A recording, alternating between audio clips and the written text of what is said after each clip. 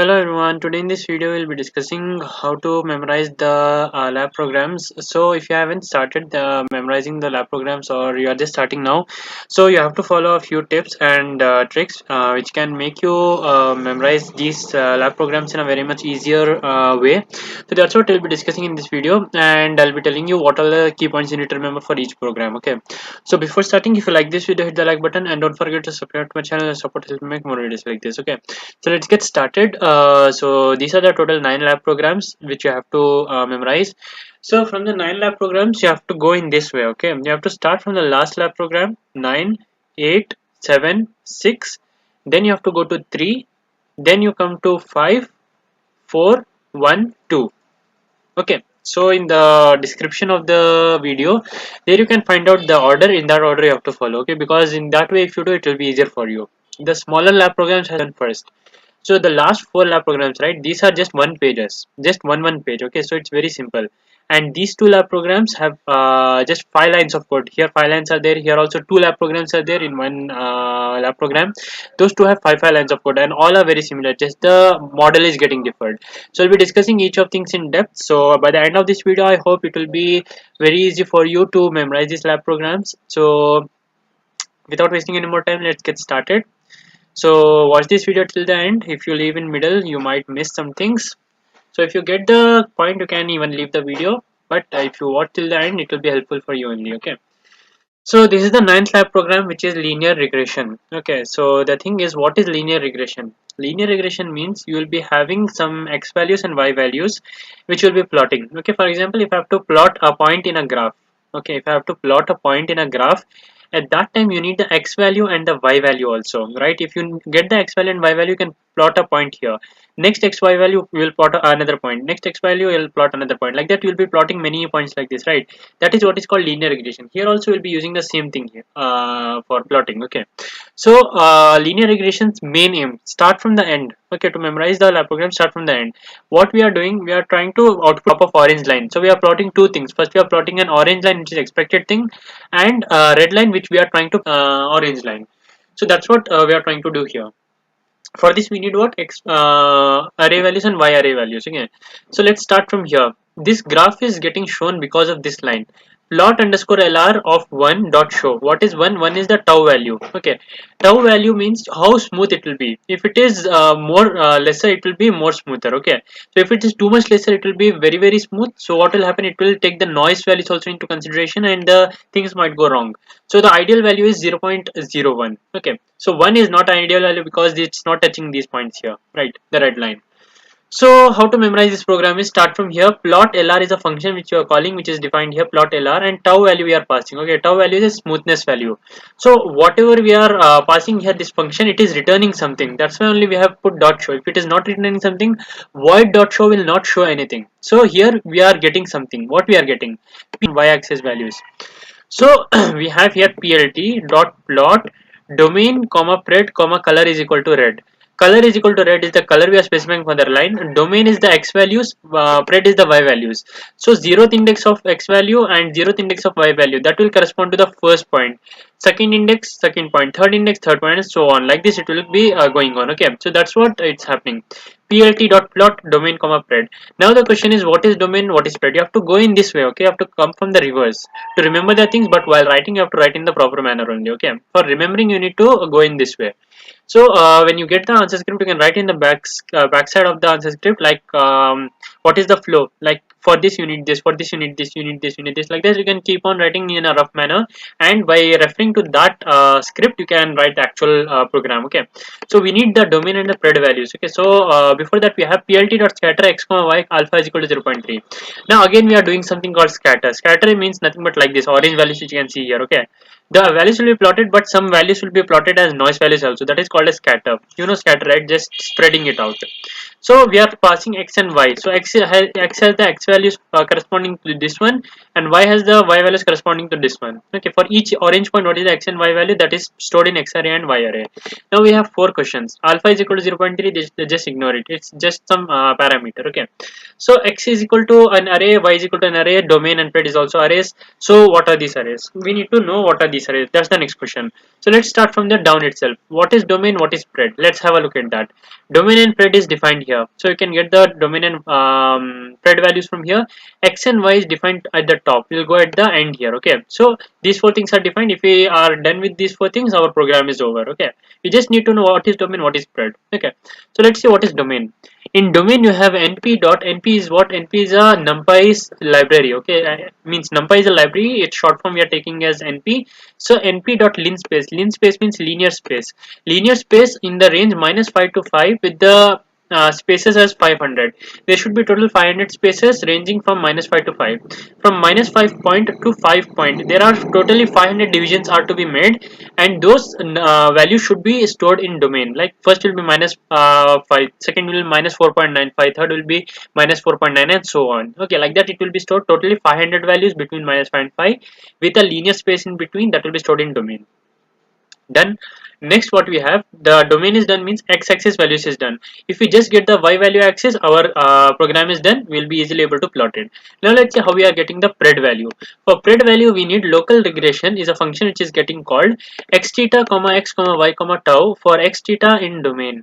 X theta in domain. Domain has what? All the values from -5 to 5, totally 500 values. Each value we are considering, and then we are passing that value in this function. Whatever the answer it's returning, that is getting stored in pred array. For that particular x theta, the answer which we get is the corresponding y. For next x theta, what is the next corresponding y? For next x theta, what is the next corresponding y? All those y values we are getting stored, and that is what is getting plotted as red line. Okay. So for getting the y values, we are calling the function local regression x theta x comma tau. Okay. So what is x and y? Now that's the question. Let's have a look at local regression function. So this function is done easily. You can able to memorize this one in the way I told. Okay, just going that way. Local regression is function. Let's come to here. Okay, so before understanding local regression, you need to understand what we are doing here. For the libraries, you need not take much tension. Why? Because I'll be telling you at the end what are the libraries most commonly used. After, if you listen to this video till the end, you need not memorize the lab programs also. By listening only, you'll get to know what is happening in the lab program. You can write by own self. Okay, so but you need to watch till the end. Okay, so import numpy as np, matplotlib as plt. These are the two most common libraries. So need not worry about libraries. I'll tell you at the end how to memorize. Let's come here. X is equal to something, y is equal to something. In x values are stored. In y, obviously y values are stored. So x value is what we are storing. Okay, because we are passing here x and y values, right? So let's have a look at what is x and y. Firstly, let me tell you x and y values are stored for this orange graph representation.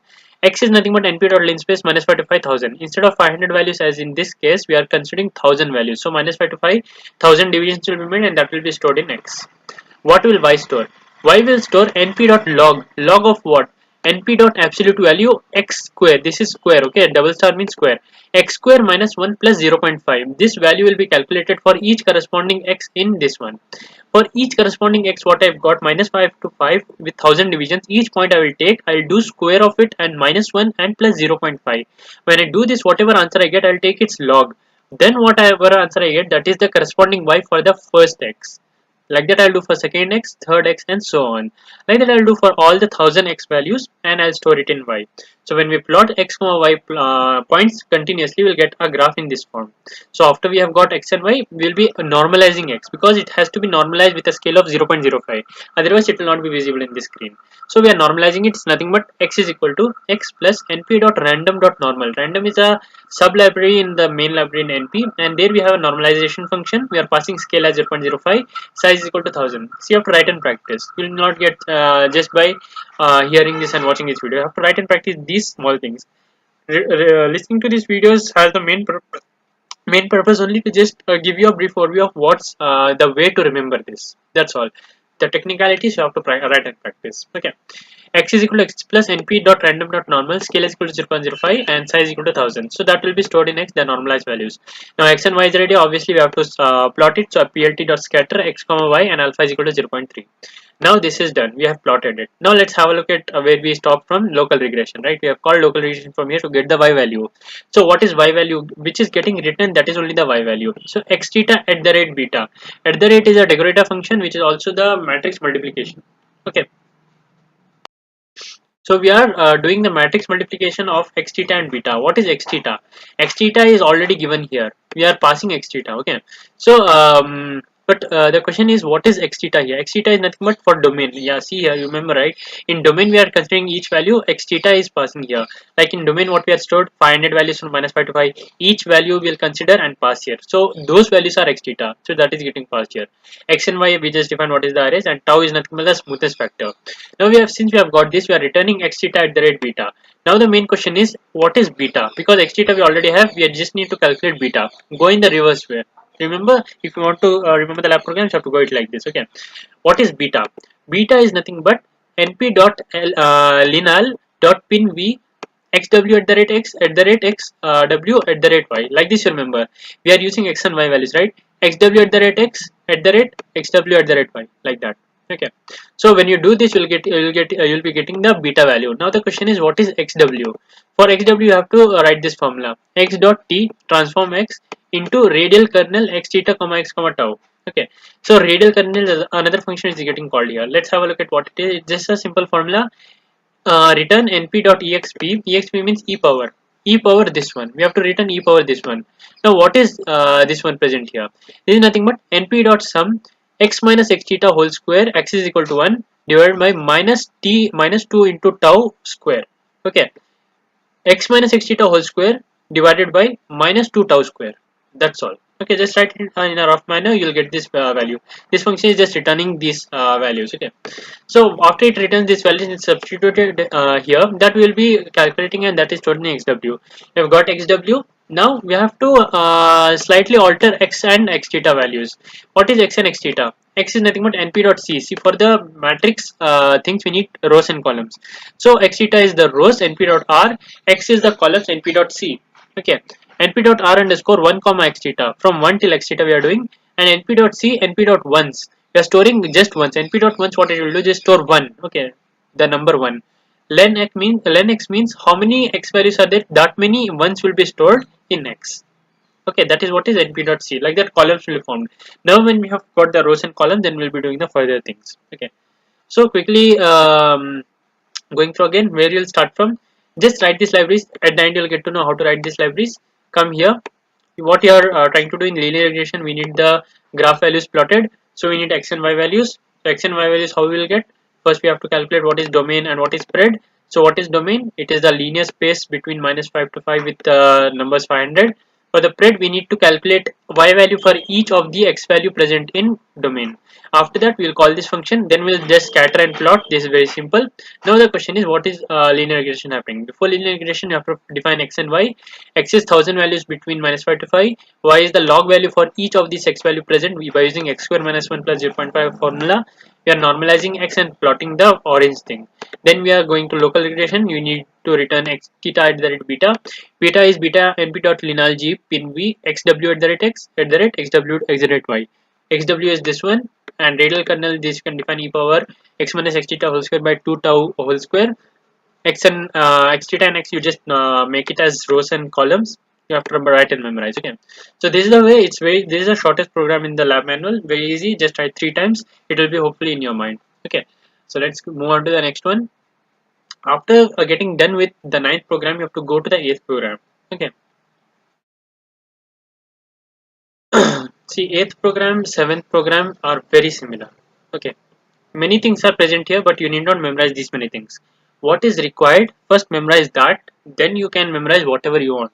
Okay, what you have to memorize is that what I'm telling now. Okay, see, these ones I already told, don't worry about this, I'll tell you at the end. So what is left? This much part is left. Now observe carefully what's happening. Start from here. What this question is, what for the means, what is the 8th question? We have to use knn neighbor to classify the dataset values and predict the accuracy. Okay, so our last statement, obviously it will be print the accuracy. How we will print the accuracy? Classifier dot score. Classifier nothing but a model name, don't worry about that. Dot score x test y test. X test values are the x values which you are testing, y values are the y values, corresponding y values which you are testing. So it will output the accuracy here. Fine. So that's what you have to remember. And in many programs, you will be having this at the end. It will be in different formats, but you just have to remember one of those formats. You can remember classified or score only. Okay, so come to that later. Before that, what's happening in the for loop? For r in range 0 comma len of x test. What is the length of x test? That many iterations we have to do, because for each of the x test we need to calculate the values, right? So what we are doing, we are printing sample. Str is just conversion to string. X test of r. R is what? R is a number from 0 to the maximum length. So 0th index, first index, second index, that value it is stored, just like how I is stored, okay, like for I in range, like that, for R in range.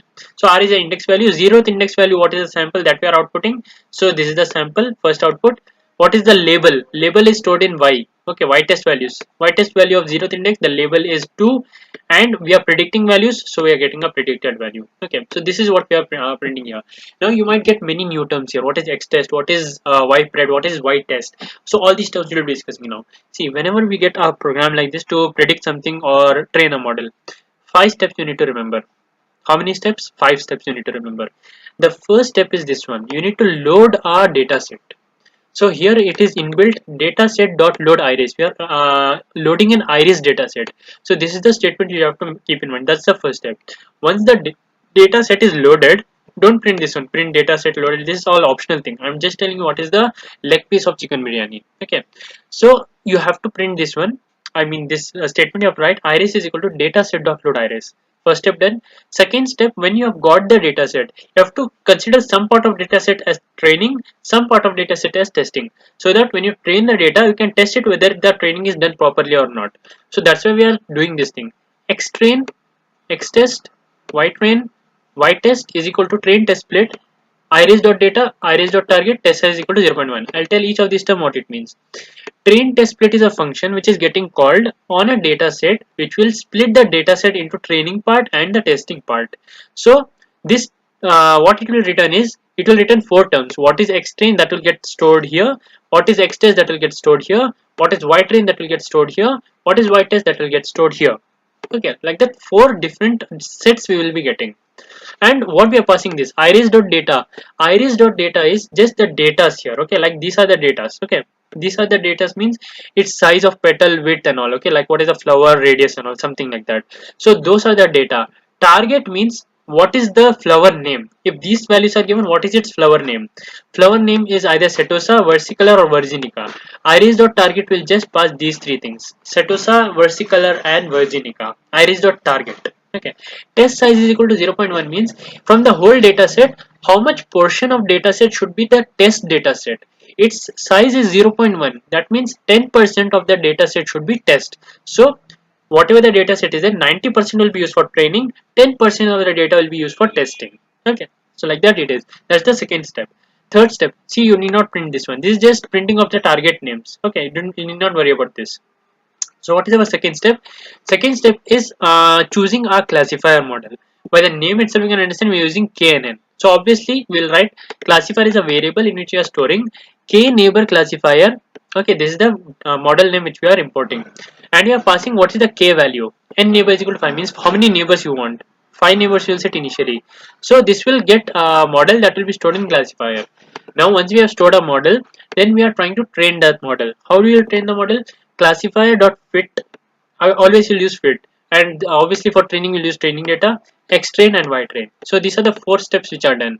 The last step is, after we have trained the model, obviously we have to test the model.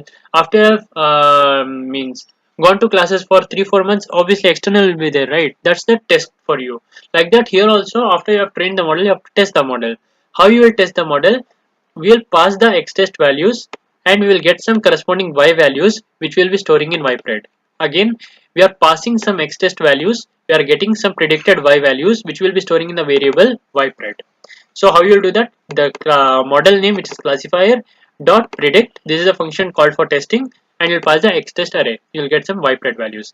Now there is actual values also. Like what was the actual value for X test corresponding Y test? It's already there, but we are predicting some values. Now we'll compare how accurate was our prediction. That's why we are outputting here X test and Y test. What is the actual level and what is the predicted viable Y pred.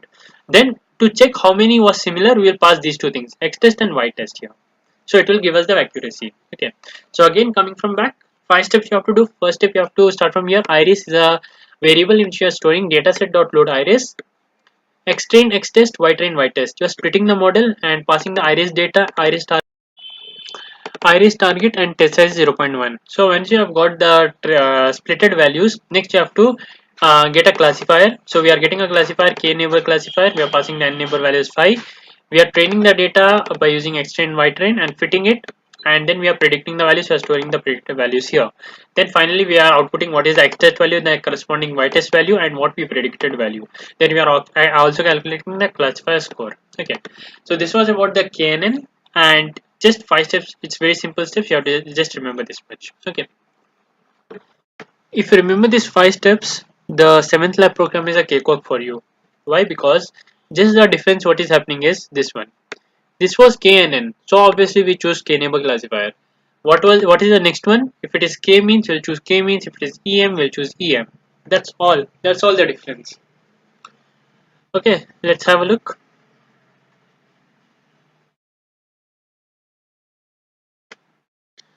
See, these things you don't worry. Okay, what is the important thing? Many libraries are similar, so I'll discuss that later. Here is some import statement. Here also import statement. Just ignore it. Okay. So see, first step what I told, dataset.load iris, that is stored here. Print iris, you just ignore this one. Xtrain xtest, ytrain ytest, train test split, iris data, iris target. Test size not specified, so default test size I guess which is 80%, that will be taken.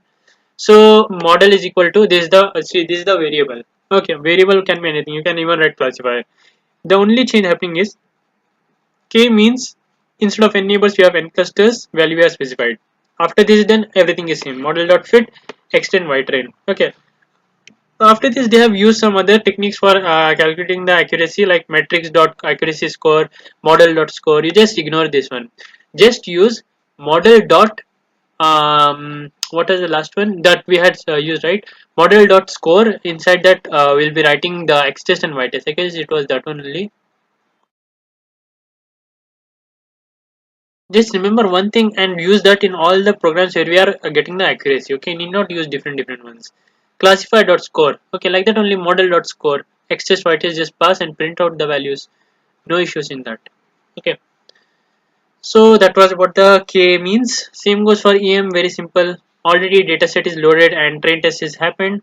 Just have to get the model. So you just ignore this one. How we are getting it. Focus on this one. Model 2 is equal to Gaussian mixture and component is equal to 3. Instead of k means or knn, we are using Gaussian mixture for EM algorithm. And n component is passed instead of n cluster and n neighbors. 3 is passed. Then train the model, test the model. That's all. Okay. So that's all. What is about the 7th lab program? Very similar to 8th lab program. Need not very much. 5 lines of code, 5 steps. Just remember that. Very simple. Naive base is also very similar to the last two programs which we studied, but here few more things are to be done. Okay, naive base is what? Here also we are doing the same thing, predicting the accuracy. Okay, we have some data set, we are predicting the accuracy, but it is a quite interesting program. So need not worry about this, because these things, anyways, when you learn all the lab programs, you'll get to know what are the import statements. And yeah, let's have a look at this one. See the programs which is 3, 4, and 6. Okay, 3, 4, and 6. In these three, we have to import the local data sets. We will not get the inbuilt data sets. Okay, 3, 4, 6, you have to import some data sets, which is p10s.csv. See, if you are using this lab program for your externals or internals, you have to use the same data set which I have put here. Okay, if you these data sets are present here. Okay, download this by using code here. Okay, you can click code and download zip. After you have downloaded, you have to use the same ones. Okay, if slight changes also there, I might not guarantee that it will work, but for this particular data set it will work. Okay, so you can tell your faculty that this is the data set which this program is working upon. Then you can request them. I don't know whether they will accept or not, but whatever I had to tell, I told. Okay, so let's have a look at a naive base. Okay, so naive base algorithm, here also the 5 steps are happening. So let me tell you briefly where are the 5 steps happening. See, you are getting the data set. Okay, here is the whole this is the step for the whole data set. We are getting the data set and converting into numbers. What do you mean by numbers? See, we have the names like sunny, overcast, hot, high. The computer does not understand these terms, so for each of these terms we have to assign some labels. Okay, for example, sunny I am assigned 2. So wherever sunny is there, it is corresponded with 2. overcast with 0, rainy with 1. Like that for all I have done. Now it's converted to ones and zeros. 1 zeros and 2 means numbers. Now it is easier for the computer to classify. Like that we will be doing. Okay, first step is to get the data set. Already I told iris is equal to dataset dot load iris. That was a step, right? Here also we'll load the dataset, but 346 program will load the dataset from the system. So data is equal to pd pandas dot read csv p10s dot csv. Now data has the whole dataset. Print statement just ignore. It's just printing the data. No point in writing this. You just have to get the output right. So data is equal to pd dot read csv. Data has the data present. Okay, what is the data? Data is nothing but this whole thing. This is the data.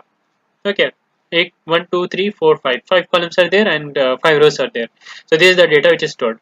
Now what is the data which is to be trained? What is the data to be target? See, target is this one, whether no or yes. Our final value is ones and zeros, which is no and yes. Okay, so given a new instance like rainy, mild, high, false, like that something it is given, you have to predict whether it is no or yes. So our target value will be this function, this column, and data value will be these 4 columns. That's what we are separating. This is x value, this is y value. Like how in the previous one we got iris.data and iris.target, right? See, in the previous one we had iris.data and iris.target. Two things we are passing in the model. See, iris.data and iris.target. Two things we are passing here, right? Also, while yeah, here we are passing two things, right? That's what we need to pass, two things: x value and y value. Iris.data is x value, iris.target is y value. Okay, so you have to pass two things here. Those two things you have to separate. So from the data, x is equal to data dot index location nothing till nothing and nothing till -1, nothing till -1 and nothing till nothing. What does that mean? This is a 2D array. 2D array means you have rows and columns here. These are the columns, these are the rows. So if you write nothing till nothing, it will select all the rows. But I'm writing a nothing till -1. Nothing till -1 means it will take all the columns except the -1th column. What is -1th column? Last column. So except the last column, it will take all the columns. So what will be stored in X? In X, this much will be stored. Sorry, just ignore this last column. Okay, this is the one. This is the thing which is stored in X. This much 4 things will be stored in X. Okay, like that will store in Y also. Data.ilog nothing till nothing -1. -1 means only the last one. So only the last one will be stored. So what will be stored in the Y? This one. We are just storing it and just printing again. See in the print statement what's happening. Data I have stored. Data.head I am printing. X I have stored. X.head I am printing. Y I have stored. Y.head I am printing. Now after I have done this, I have to convert into numbers. I told right. Load the dataset, convert into numbers, make the dataset ready. That is the first step. Okay. So in this case, first step is a bit bigger, but it has patterns. Similar pattern you can easily remember. To convert, you have to use the library label encoder. So LE Outlook, label encoder for Outlook. For each of these columns, you have to convert into the corresponding labels. Okay. Label encoder is equal to LE underscore Outlook. X dot Outlook is equal to LE underscore Outlook dot fit transform X dot Outlook. X dot Outlook, it should store what? It should store the corresponding transformed values for, see, where I am storing X dot Outlook. So X dot Outlook will consider this one. Here I am storing what? What I am storing? LE underscore Outlook, which is the library label encoder dot fit transform X dot Outlook. We are fitting the transform which column? This column. We are transferring this column, storing into the same column. The result will be 2s and 0s and 1s. Like that we'll be doing for all. For this one, for this one, this one, this one, this one. After we have done that, we are just printing this x head value. So what it will print? It will just print what are the these values. Okay, these are the x head values. So we need not worry about that. Then the final column also we are doing the same thing. LE_ns is equal to a label encoder. Y is equal to LE_ns dot fit transform y. We are fitting the transform and storing it in y.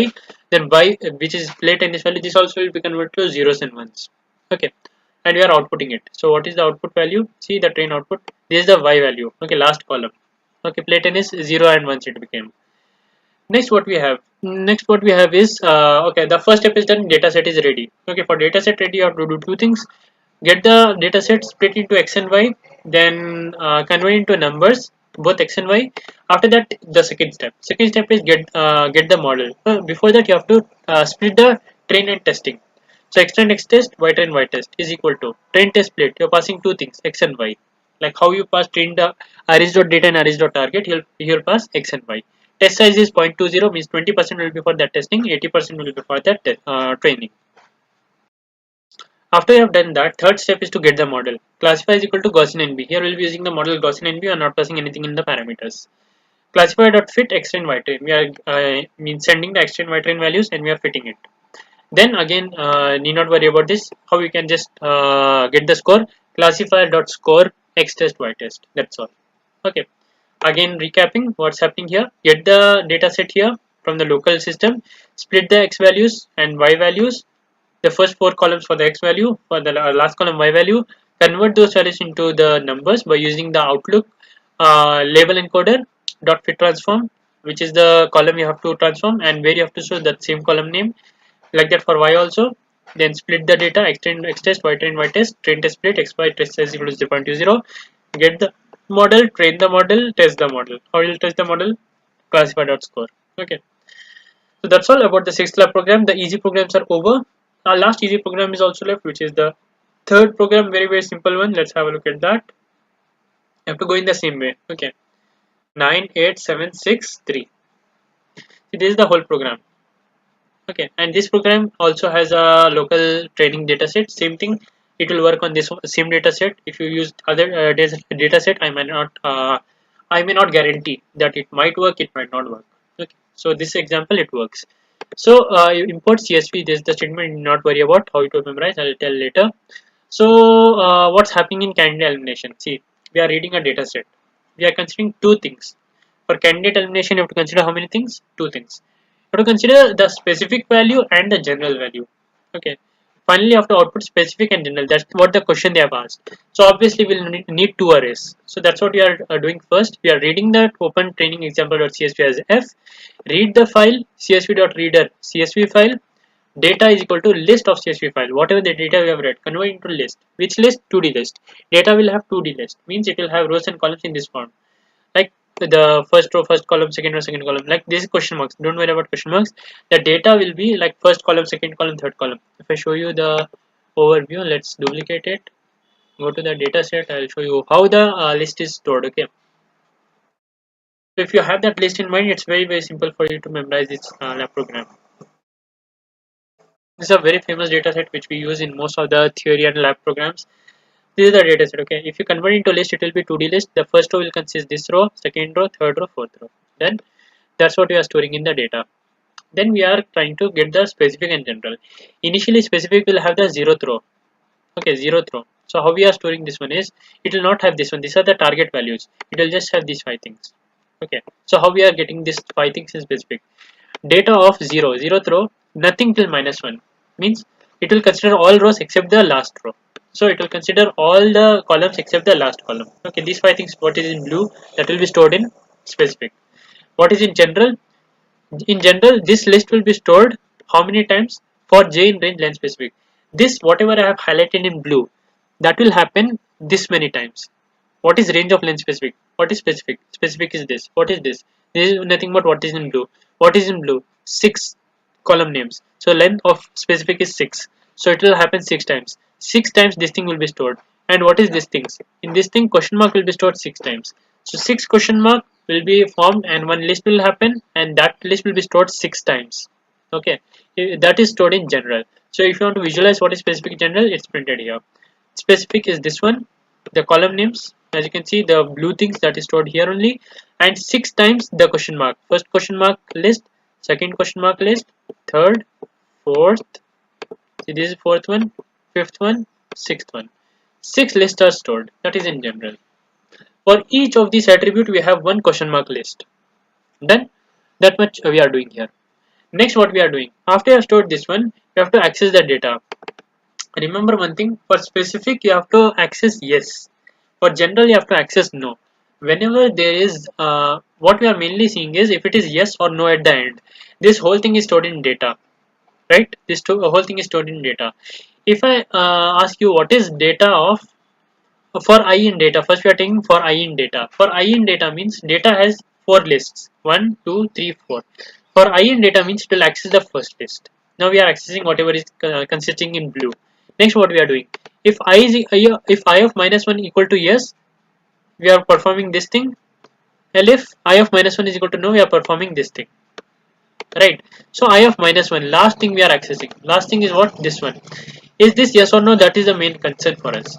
So that's we are seeing. If it is yes, we are doing something. If it is no, we are doing something. As I told you, if it is yes, we are making change to specific. If it is yes, we are making change to specific. Third time I am repeating. If it is yes, we are making change to specific. If it is no, we are making change to general. If it is no, we are making change to general. Last time I am telling, if it is no, we are making change to general. If this thing is clear, the program is cakewalk for you. Yes is there means you have to make change to specific. Now what you are doing is for j in range length specific. J in range length specific means 6 times it will iterate. In iterate till what? If I of j is not equal to specific of j, j will be initially 0, then 1, 2, 3, 4, 5. Okay, length specific is 6, so it will run till 5. So I of 0 is not equal to specific of 0. What is I of 0? I of 0 is sunny. If sunny is not equal to specific of 0, specific of 0 is equal to sunny. If it is not same, then only we'll do these things. If it is same, we need not do these things. So let's see in this case if it is not same. If it is not same means whenever specific is not same to the data, that time specific will be made question mark. Repeat again with me. If the data is not same with specific and it is yes here, we have to make change to specific. Specific will be made as question mark. And whenever specific makes question mark, general at that particular spots will also make as question mark. Done. Else if it is no, these two lines will be same. Okay, for j in range length specific, if I have j is not equal to specific, if it is not same and it is no, make change to general. I told you, if it is yes, we'll make change to specific. If it is no, it will make change to general. General of j is equal to specific of j. Specific of j, whatever the value it has, that will be stored in general. In this case, when it is not same, we are assigning specific value to general. Whereas in this case, if it is not same, we are assigning question mark to specific. Okay. Else, if it is same means general will be question mark. Very simple. Don't stress your head too much. If it is yes, we are making change to specific. If it is no, we are making change to general. And whenever it is yes, what the change will be done is specific will become question mark. The reverse will happen here. If it is not equal, general will become specific value. Okay. And whenever specific will become question mark, obviously from that general should also become question mark. That's a rule, exception rule. And if it is not the case means if it is equal, equal means general will become question mark. Just write 3 times, it's sufficient, you'll get to know these things. After this point, we are just printing specific and general. Just skip this step number 1 like that, it's useless to write these things. Just print specific and general. You have got specific and general, obviously will print, right? It's in the for loop. For each of the iteration, will print specific and general. Now finally, when you have done this, you have to print final specific and final general value. Specific final will be same here, but general value will be deferred and we are printing GH. Let's have a look what is GH. GH is nothing but a list here, empty list initially. We are traversing I in general. General is present here. We are traversing in general means I will be first this one, then I will be this one, I will be this one, then this one, then this one, and this one. So I will be traversing that. Then we are checking J in I. J in I means we are getting each value. Okay, I is this one, the whole thing. We are getting each of these, whatever I highlighted in blue, that is the I thing, and whatever the individual values you can see, that is the J thing. We are accessing each J thing, and we are checking if J is not equal to question mark. If it is not equal to question mark, means that is a relevant row. Sunny is not equal to question mark, so it's a relevant row. We have to consider this. What do I mean by consideration? Consideration means this will be in the final GH value. GH dot append I. I is this whole blue thing that will be appended whenever any of the J is not equal to question mark. Because we don't want all the question mark values. If it is all question mark, I need not get this value here inside my final loop. There is no point. If it is having some value, then only I will include it in the final array. That's why I'm checking whenever it is not equal, that is to be considered. What is to be considered? The whole I value. So I'll consider the whole I value. I'll break out of it. Why should I break? Again, after Sunny, if it is something again present here, it will include this whole row 2 times. So I need not do that. One time only is sufficient. So I'll include one time, break, and go to the next iteration here. I'll check again, whichever is relevant, I'll include. Here, not relevant, not relevant, not relevant. I'll not include it. So finally, we'll have just these two values. Okay. After that is done, we are just printing the specific and general values. Okay.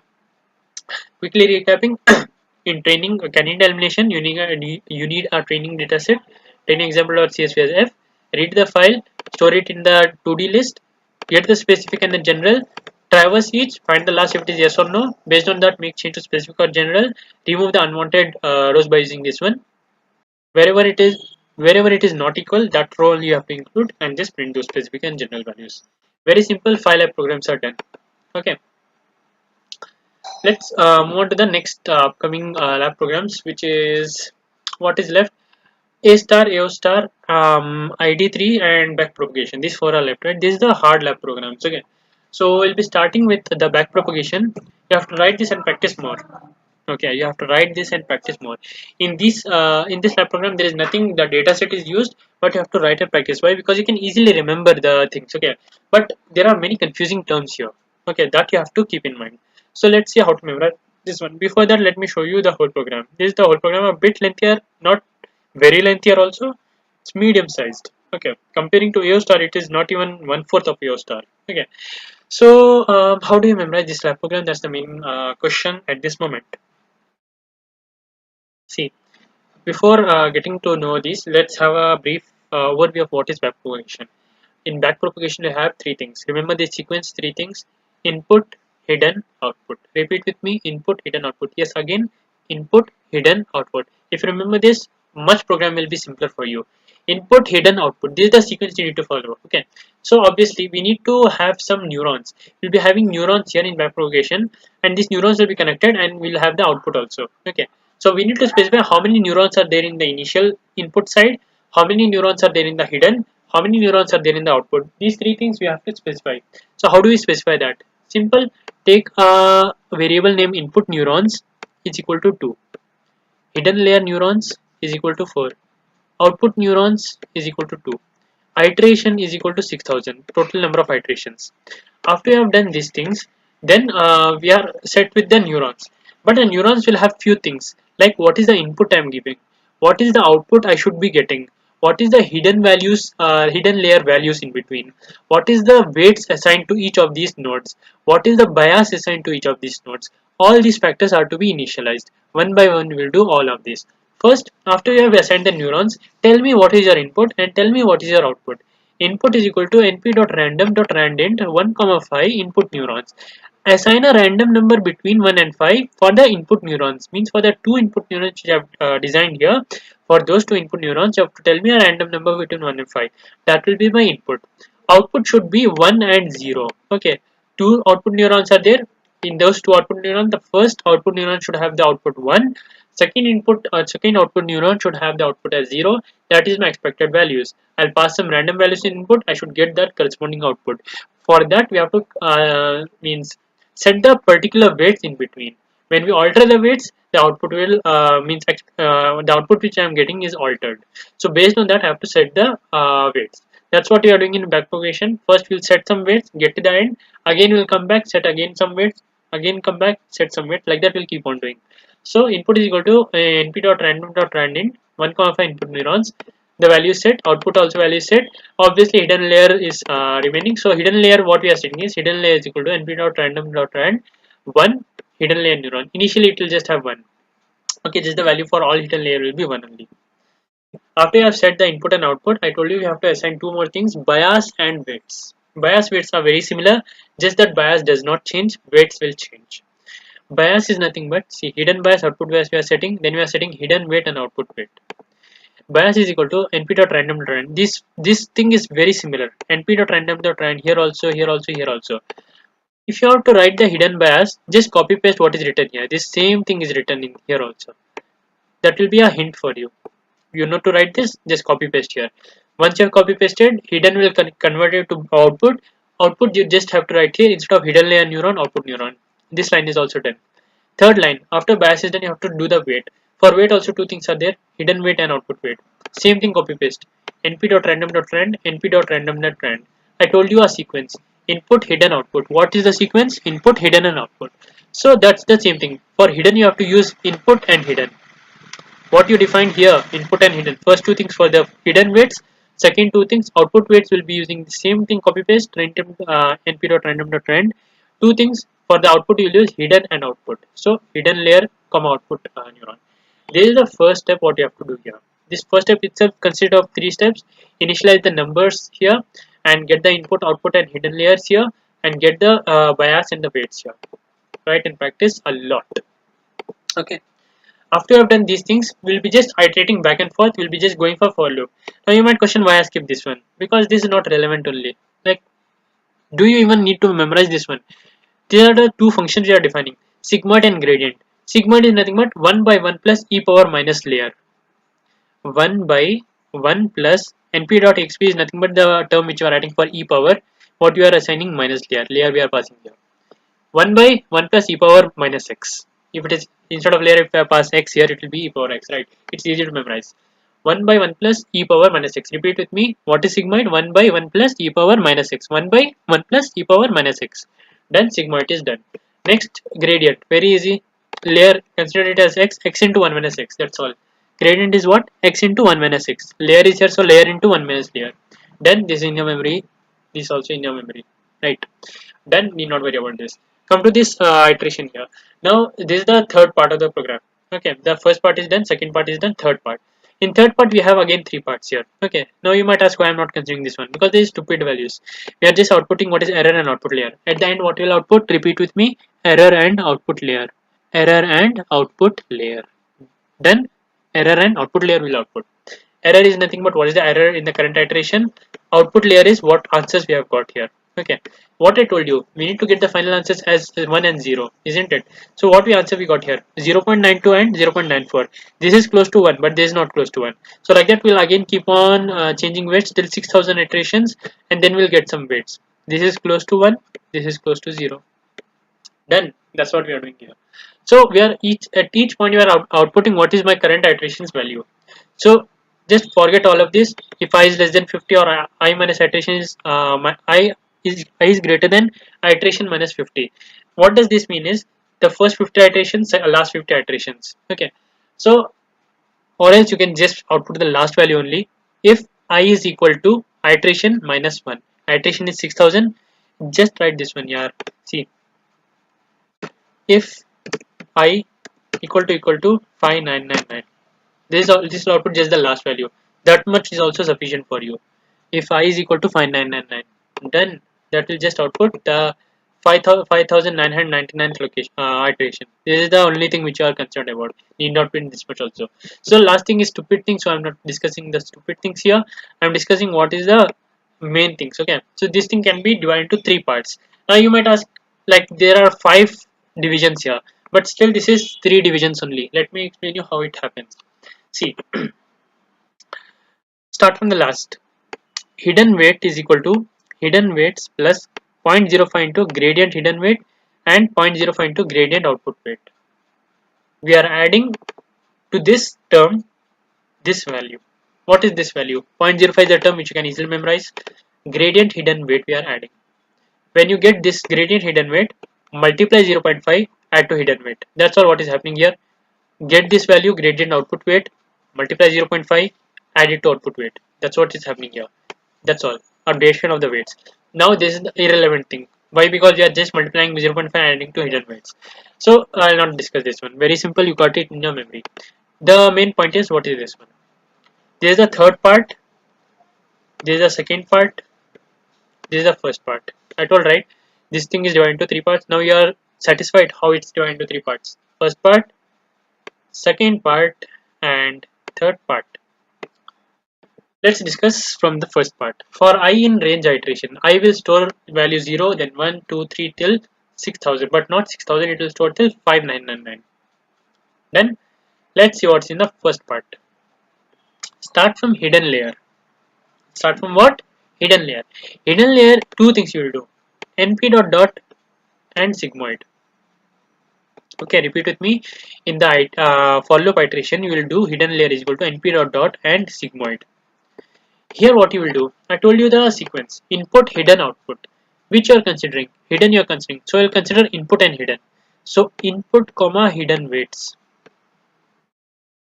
Then hidden layer, copy paste the same thing down also. Instead of np dot write sigmoid. Then instead of input, what is the next thing? Hidden layer. Write the same thing. Hidden layer you have taken from here. Hidden layer is equal to this one. Instead of comma, okay, instead of this comma write plus here. Instead of hidden weights, write hidden bias. Because if you just use hidden weight, hidden bias will become sad. Right? That's why we'll have to write hidden bias as well. Then what you need to do? Obviously we need to copy paste. Just change the terms. Instead of hidden layer, write output layer. Here also hidden layer, write output layer. NP dot dot, NP dot dot. Sigmoid, sigmoid. Input, instead of input, see now we can see output layer. So what it is? Hidden out input, hidden output. So for output, you'll consider hidden and output. So instead of input, you'll write hidden. Okay, see you had hidden here, so we'll consider input and hidden. It is output here, so we'll consider hidden and output. Hidden layer, output weights. Instead of hidden weights, output weights. Hidden bias, output bias. Hidden layer, output layer. Done first part, very good. Second part, we are calculating the error. Okay, we are calculating what error. So error is what? Output minus output layer. What is output? What is output layer? Output is nothing but what we are expecting. We are set here, right? Output. This is the thing which we are expecting. And what is output layer? Output layer is what answer we got at this moment. Like this is the output layer values. At this moment, what answer we got? Subtracting the actual answer with the expected answer, that will give us how much error it is. If I tell you, I'll give you 10 chocolates, I gave you only 5 chocolates, how much error I have done? 5 chocolates error. What you did? Subtracted. That's what. You have to subtract the output and the output layer. That will be stored in error. Next, gradient. Since we have defined gradient and we have not used gradient, gradient will become sad. So we have to use gradient output layer. Very simple. Gradient output layer is equal to gradient bracket output layer. Just this underscore became bracket. Gradient underscore output layer is equal to gradient of output layer. Done. Now we have to find out the error terms of output, error terms of hidden. Very simple. Error terms of output. Obviously we wrote these two things without, we did not write these two things without any meaning. We wrote these two things to use it. So we are just using it. Gradient output layer I will write here. Multiply it with error which I had written here. Find out these two things, multiply, that will become error terms output. Simple. Copy paste here also this whole thing, error terms hidden. Instead of gradient output layer, I have to find gradient hidden layer. Instead of taking it a new variable, I will write just here gradient of hidden layer, that will be calculated. Multiply, multiply. Error, instead of error, just write np dot dot. Error term output which I had got from here. Okay, remember in this sequence only. Error term output which I got from here. Comma output weights dot t. That's all. This one term only you have to remember. Rest all terms have some pattern here which you can easily remember. Write 3 times and practice it. After you have done this much, come to the third, which is the last part, which will mark the end of this program. Gradient hidden weights. What is the hidden weights? See, hidden I told you, hidden input, hidden output. This is the sequence, right? Whenever you get hidden, you have to consider two things: input and hidden, right? So we'll write just np dot dot. Two terms will be used. This is one term, then comma is there, then second term is there, right? So this first term, input you will be using because you're starting hidden means input hidden. That's the two things. Input called dot reshape. Error terms hidden dot reshape. Error term hidden you got here. That's what we are using. Error term hidden dot reshape. First you use input, next you will use hidden. Okay, like that. And when you use reshape, since it's input, you will be writing input neurons here, comma 1. Here you will be writing hidden layer neurons, comma 1, but in reverse fashion. 1 comma hidden layer neuron. That's all. Copy paste this whole thing once more, make the edits. Instead of hidden, write output np dot dot np dot dot input dot reshape hidden layer dot reshape input neuron comma 1 hidden layer comma neuron comma 1 error term hidden error term output dot reshape hidden layer neuron output neurons. Done. That's all. Write it roughly what's the flow. Then by using that reference flow, write it in the answer script, the actual program. Done. And if you write it many times, you need not even write those things in a separate piece of paper for reference. That reference will be where in your mind itself. By thinking, you'll get the reference. So practice, practice, practice more. Let's quickly recap this program. See, import statement, you need not worry. Many places we have used NP, so you not memorize this separately. Import NP as NP. Okay. First thing, in the backpropagation, you have input neuron, hidden layer neuron, and output neuron. Set how many are there? 2, 2, and 4. Iteration, how many are there? 6000. After you have done that, what is my input I am giving? What is the hidden layer values? What is the output I am getting? Input is equal to input.random.randint 1,5, the input neurons. Output is my expected array, which is 1 and 0. Hidden layer is np.random.rand 1, hidden layer neurons. Set all the hidden layer neurons to the value 1. Then set two things, bias and output. Bias and weight. Bias is the same thing, np.random.rand, 1 comma hidden layer neuron, 1 comma hidden layer neuron. Edit it and write output neuron here, output bias. Hidden weights start from the input, hidden output. Since it's hidden, you'll write input neuron, hidden layer neuron. Since it's output, you'll write hidden layer neuron and output neuron. Then define two things, sigmoid, and you not tell these things also, it's already there in your mind. In range iteration, do three things. What are the three things? This is the first thing, this is the second thing, this is the third thing, the rest two things are stupid things. Just output error and output layer, that's all. And hidden weights, we are just adding, multiply 0.5 with both of these, add to hidden weights and output weights. Let's start from here. Hidden layer, two things you are doing, dot dot and sigmoid. If it's hidden, three things. Input, hidden and output, right? So input, hidden, input comma hidden weight. Hidden layer is equal to sigmoid. Instead of input, hidden layer, whatever you have used here. Instead of hidden weight, hidden bias will become set, so hidden bias. Same, copy paste and just change the values. Hidden weight to output weight, hidden bias to output bias, input to hidden layer, and hidden layer to output layer. Okay. Calculate the error. Obviously, error is what we expected minus what we got. Output minus output layer. Gradient output layer is equal to gradient in bracket output layer. Error term hidden. I did not simply write these two things. Multiply these two, you'll get this value. Same thing, copy paste here. Gradient output layer instead of that gradient hidden layer. Into instead of error np dot dot. This thing you will write here, error terms output. Then comma output weight 30. This is the only thing you have to memorize. After that, hidden weights and output weights gradient np dot dot np dot dot. This is the first thing and this is the second thing. Whenever you have hidden, you have to use two things, input and hidden. Input dot reshape, error term hidden which you got here, dot reshape. Since it's input neuron comma 1. Since it's hidden, 1 comma hidden layer neuron. Copy paste, wherever it is input write hidden layer, wherever it is input neuron write hidden layer neuron, wherever it is hidden write output, hidden layer neuron, output neuron. Then yeah, that's all. That's all what is there in this program. Write and write more and practice. Then let's move on to the next program. So next one we will be going to, let's get done with ID3. Then A star and A star, two cousins will be left. We'll explore them further. Okay. Let's have a look at what is ID3. Okay, this one, it's there's no pattern actually. So what you have to do is write and write. That's all. Write, practice. Okay. So let's have a look at how to write, practice. Okay. So in this, what we are doing, first final output we are getting as this one. See, we have a data set here. We are trying to classify it. Means whenever it is 0, if it is temperature is 0, 1, 2, or humidity is this 0, 1, 2, what will be more probability that plate NS will be 0 or 1? Like that we are calculating. Like for example, when outlook is 0, if humidity is there, it is 0 means it will not plate NS. If it is 1, it will plate NS. Okay, for all the instances, see, wherever outlook is 0 and humidity is 1, tell me. Wherever outlook is 0 and humidity is 1, where is 1 and 0? Okay, see here, this one. Okay, humidity is 1 and this is 0. Lateness is what? 1 only. Like that we are trying to get a tree of it. Okay, so to memorize this, this program is divided into three parts. Don't worry about this. Okay, don't worry about this. The program is this much. Let's focus on this one. It's divided into two parts. I told you 3, 4 and 6. These three programs have what? Data set in it. So here also you have to use the same data set which I have put in my GitHub link. Okay. So this is the data set which we are reading. Start from here. First we'll go like this and then we'll see what's happening here. One function only, not very hard, very simple. Easily you can do. Then let's have a look. First step, read the data set. After I've read the data set, tf is equal to pd.readcsv p10is.csv. I have read the data set in df. Then we are getting the attribute names. Like this only you have to memorize. Okay, listen carefully, you will memorize it. After you have got the data set values, you have to get the attribute names. Attribute names is equal to df dot columns dot to list, means this link. Outlook, temperature, humidity, windy, platelets. We are getting these attribute names here.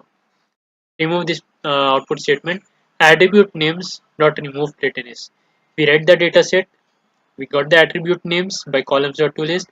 We are removing the last column name platelets. After that, you will be performing a small for loop, and then you're calling the tree function.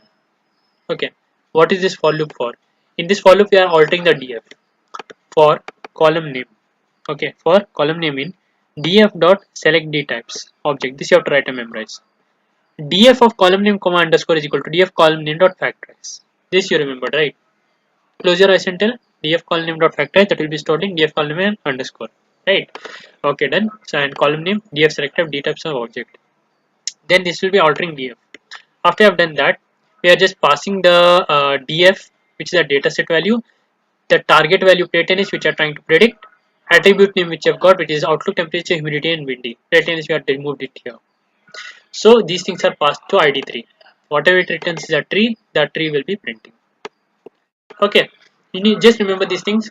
Read the data set, get the attribute names, remove platiness, factorize the data frame, get the tree, print the tree. That's all, 5 steps. Okay.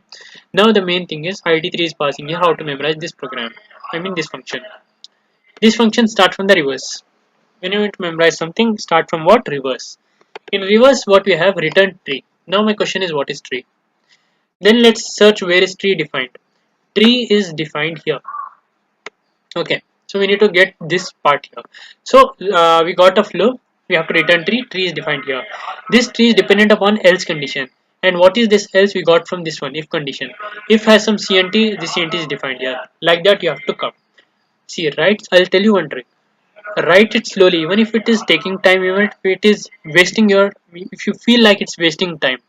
If you are writing slow, others are writing fast and memorizing, let them memorize faster and win the trophy. You just ignore them. You write slowly with focus. Believe me, it will stay in your mind longer than them. Fine. Def ID3, df, target attribute, attribute name. Df is what we are passed here. Same thing. Df. Target attribute is plate ns. It's a target attribute, obviously. So just write target attribute here. Attribute name we passed here. You'll write obviously attribute name. Extra thing, default class is equal to none. After you have written this much, once you write this one, directly it should come to your mind that counter. Okay. Suddenly it should come counter. Okay, counter. I don't know how it comes, but it should come.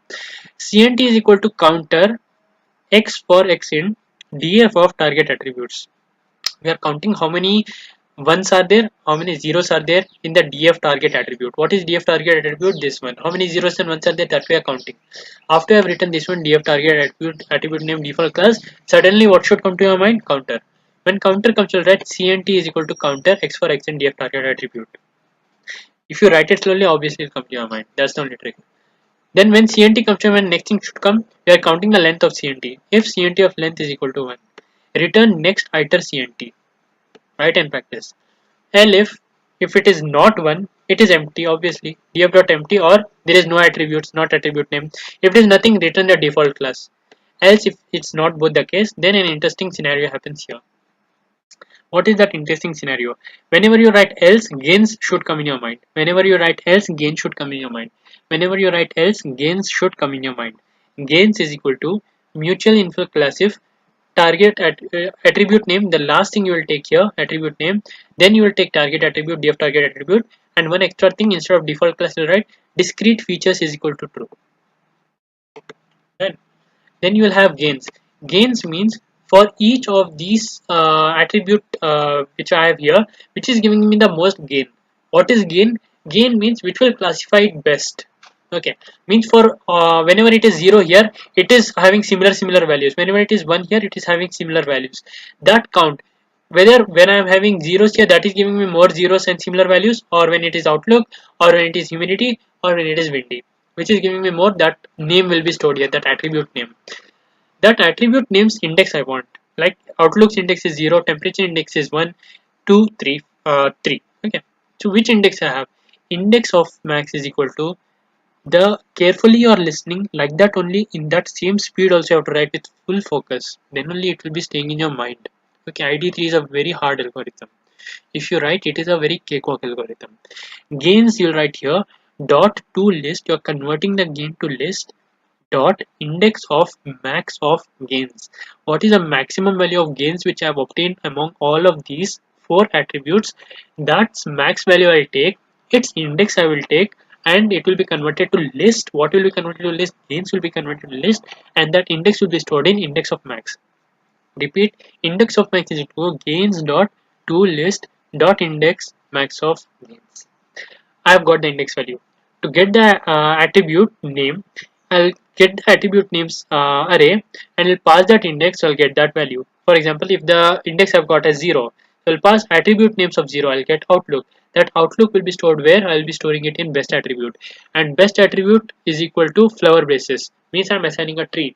Finally, I want an output. Best tree, best attribute, and this thing is there, that will be stored in tree. So I want it in this form. Tree is this one. This is the best attribute, outlook. Okay, initially I got this one only. Okay, that's the final answer. That is equal to flower basis. Flower basis is nothing but this one. This is the flower basis which I'm talking about.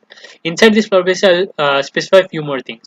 Just as how I got outlook and I got this flower basis, I'll be again reiterating, means recursively calling the same function for the subtree. In Outlook I have 0, 1 and 2. For each of these again I need some subtrees here. Again I'll get another attribute, humidity. In that also I need subtree. Either I'll recursively call. That's what I'm doing in the next part of the program. Since I've got the best attribute, the remaining attributes will be all the attributes except the best attribute. So the remaining attribute name is equal to I for I in attribute names if I is not equal to best attribute. That will be stored in remaining attribute names. Then I'm using a for loop for recursive calls. Two things we are doing here. For attribute value, this should come to your mind. Okay, when you get done with remaining attribute name, attribute value, like this you have to connect. Okay, simply it will not come. When you put your hand to effort and your brain to focus, then only these kind of connections will come. Okay, so you have to write it further. Many times you have to write. Okay, attribute val comma data subset in df dot group by best attribute. What is the attribute we have got? Group it, and then attribute val it will pass and data subset will pass. What is attribute val? What is data subset? In the best attribute, let me give an example. For outlook, the attribute val is this one 0 and data subset is this one. Okay, like that you can remember. Even if it is not true, remember it in this way. We are concerned with marks, right? So once you've got attribute variant data subset, you're again recursively calling. Now the main call is like this: df target attribute names. The subtree call will be like this. See, tree call you have made here. ID3, ID3. Data subset you will pass here. But here you have passed the whole data frame, df. Target attribute remains same, Platonist, and attribute name will be nothing but remaining attribute name, because for the subset you need not have the same attribute names. You have to remove the best attribute and pass. You'll pass this and pass default class here. To have done this one, then the second thing you have to come to your mind is tree of best attribute, which is the outlook, comma attribute value is this one. For 0 what is the value, for 1 what is the value, for 2 what is the value. Each of these subsets I'm setting it here. Okay, that got the point, right? Subtree will return that subset to me and I'll set that here. After this for loop is done, again I will go back here and means this for loop, it will obviously call the recursive function here. So again this function will call, again same things will happen. After final iteration of the for loop is done, I'll return the tree from here. Then this is how you will memorize. For this lab program, to write and memorize a lot. Okay. So recapping, the whole program is divided into two parts. You have to read the data frame here and get the attribute name. Remove the last attribute is Platonist. Factorize the column name here and then call tree function and print the tree. In tree function, you'll pass df Platonist attribute name. Inside this, you'll have these things. Whenever this thing is done, you have to remember counter. When counter is done, you have to remember CNT. CNT is done, you have to remember if conditions. If it is not one, you will have empty. If it is not empty, else whenever else comes, gain should come. Gains, get the index of gains. What is the attribute names of index of max, that will store in best attribute. Make a tree, get the remaining attributes, and whenever this is done, you have to get attribute val and data subset. Call a subtree and assign it to the main tree. Then after this for loop is done for all recursive iterations, return the tree. Okay, simple one. So 6 lab programs are done, I guess, or 7 are done. Yeah, 7 are done, right? Nice.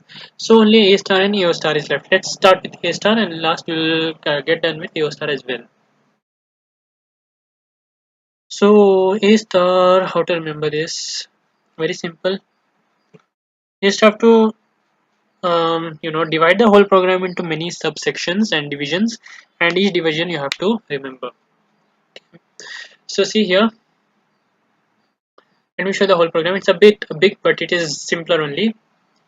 See, def A star algo. A star algo means what? Obviously there will be a starting node and an ending node. Start node, stop node. Write this line first. Def A star algo start node, comma stop node. Okay, and this is called from here. Start node and stop node.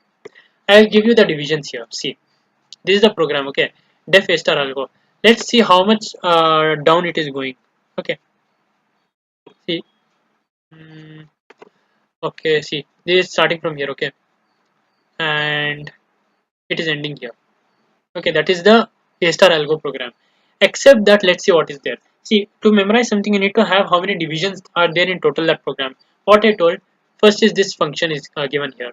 After this function, we have the function call here. Two things. Third thing, we have a function get neighbors here, and we have heuristic defined here, and we have graph nodes defined here. Done.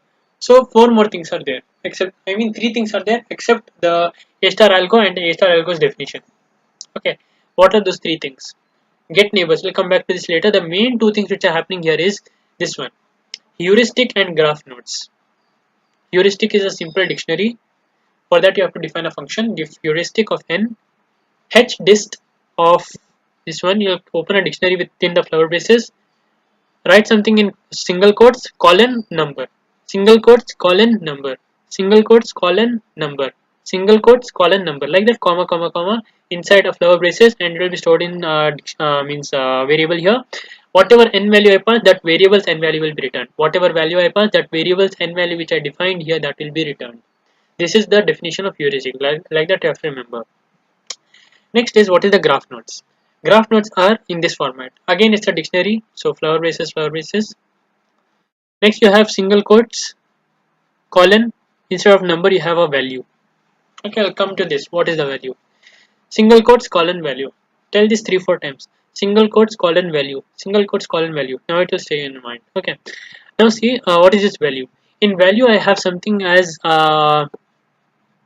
square brackets. Inside square brackets, I have two things: circle bracket and comma circle bracket. Got the flow?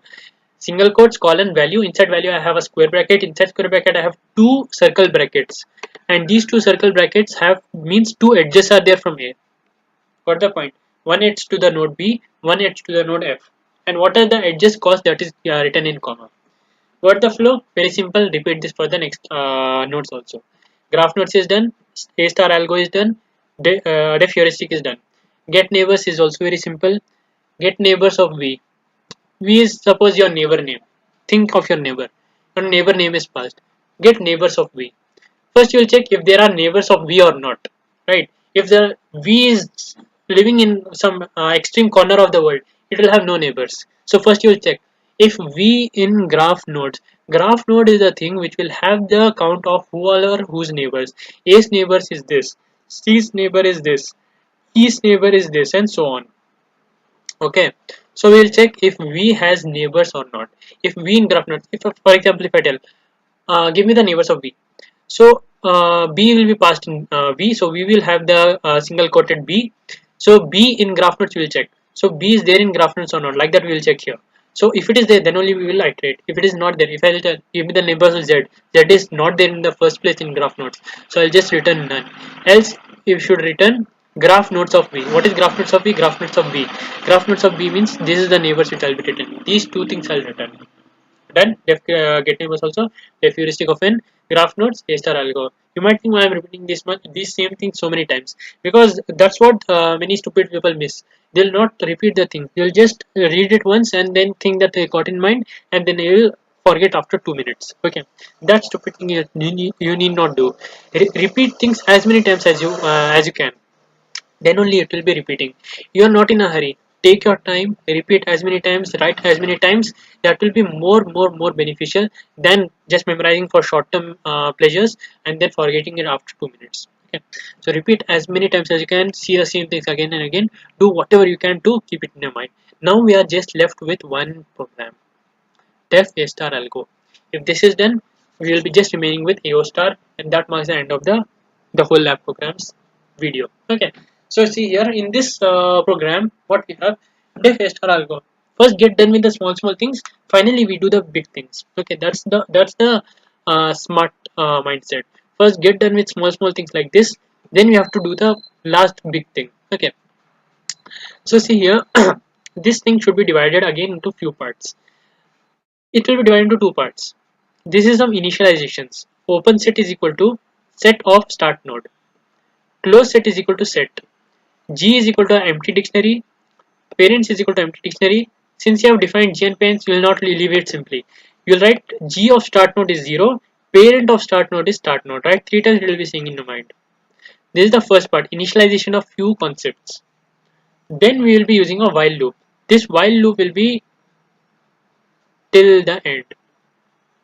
Done. Now see, this whole thing is captured in your mind.